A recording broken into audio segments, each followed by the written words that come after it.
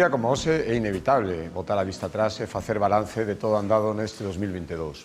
E facelo aquí, onde os peregrinos acreditan a súa chegada ao final de todos os camiños, a Galicia. Eles superáronse para chegar canda nós, igual que o Camiño de Santiago superouse a si mesmo como a nosa mellor carta de presentación ante o mundo.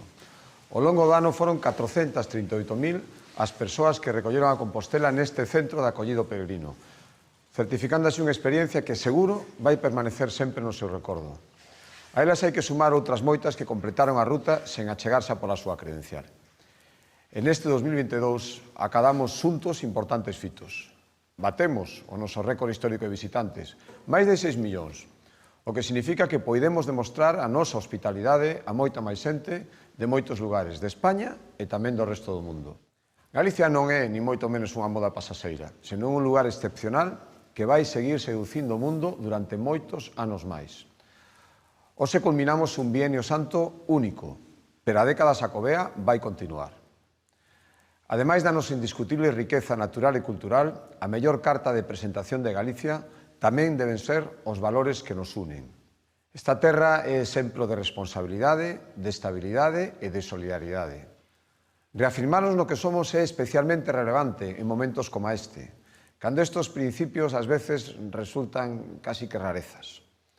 Seguiremos, polo tanto, afastados da confrontación estéril, pero defenderemos con lealdade e argumentos aquelas causas que entendemos xustas e útiles para esta terra, para Galicia.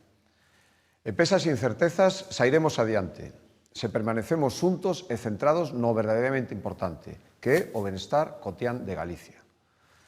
Creo que podemos sentirnos moi orgullosos de ter construído entre todos uns servizos públicos de primeiro nivel. É unha das nosas maiores riquezas e precisamente por iso é lóxico que sexamos inconformistas e aspiremos sempre á excelencia. A Xunta vai seguir facendo todo canto estea na súa man para ofrecer aos galegos a sanidade pública que merecen, para ofrecerlles unha educación que abra cada vez máis portas e para prestar a axuda que necesitan as familias con fillos ou que estén coidando a persoas dependentes.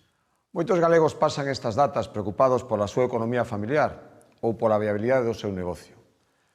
Levamos a moitos meses padecendo unha inflación que se nota en todas partes, nos supermercados, nas gasolineiras, nos alugueiros e hipotecas, e para os autónomos e pequenos empresarios no trato diario cos provedores. Por tanto, apoiar os que padecen con dureza as dificultades económicas é e vai seguir sendo unha meta compartida. E por iso todos os avances acadados nesa dirección sempre van ser ben recibidos. Pero é necesario ser inconformistas e que a cidadanía sinta sempre que a súa calidade de vida é a prioridade de todas as administracións, sen excepcións, porque as dificultades non remataron. E para asegurar a prosperidade de todos, Galicia debe aproveitar as oportunidades que se agochan no contexto económico actual, que tamén as hai. Contamos cuns traballadores comprometidos e competentes, cun ecosistema investigador empresarial que favorece a innovación e cunha posición xeográfica privilexiada que nos ofrece o noso balcón sobre o Atlántico. O traballo que fixemos desde Galicia nos últimos meses situou os novos investimentos a nosa porta. Agora só falta que o Goberno Central, que é que ten as chaves do reparto, lle la abra para que entren a crear emprego, riqueza e un futuro mellor aquí, en Galicia. Gustaríame dirixirme especialmente a xente nova.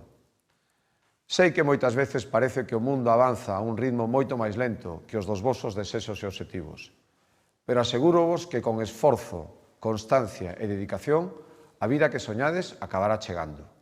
E para apoiarvos, a Xunta vai seguir mellorando as políticas de emprego, as políticas de vivenda e a formación de primeiro nivel. Non temos por que ir lonxe para buscar referentes.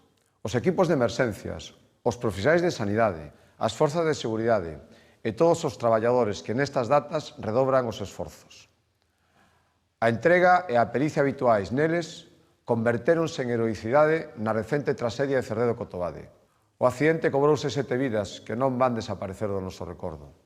Seguiremos tendo moi presentes a eles e, por suposto, os seus seres queridos. O 2022 déixanos probas de que Galicia dá o mellor de sí nos peores momentos. É algo do que todos creo que podemos sentirnos moi orgullosos. No meu caso, síntome privilexiado por camiñar ao carón das galegas e os galegos, en cada nova etapa, especialmente despois de que o meu compromiso con Galicia dese este ano un novo paso adiante. Ser presidente da Xunta implica, dende logo, a maior honra, pero tamén a maior responsabilidade que pode existir. As novas obregas que asumín este ano implican que lles deba pedir moito tempo prestado aos meus, que, dende logo, cunha generosidade inmensa, comprenden as miñas preocupacións, comprenden as miñas ausencias e tamén, por que non decilo, os meus malos momentos. Estas festas son especialmente felices porque nos brindan a oportunidade de compartir máis momentos cos nosos. Somos moitos os que aproveitaremos estas datas para compartir momentos coas nosas parellas, para estar coas nosas fillas e fillos e para ter esa conversa sempre pendente cos nosos pais e familiares. E para devolver tan sequera unha parte do cariño incondicional que nos demostran a diario, todos os días. A suma das vivencias persoais de cada un, como esta que acabo de compartir con vostedes, compoñen a andaina colectiva do pobo galego. Desexolles que no 2023 afronten os novos retos con prudencia e con sentidiño, pero tamén con optimismo e con ilusión. Haberá reveses, sen dúbida, pero os momentos felices tamén, sen dúbida, serán moitos máis. E cando haxa que superar obstáculos, farémolo como sempre fixemos os galegos, apoiándonos os uns aos outros. Disfruten destas festas e moi feliz e venturoso ano 2023 para todos.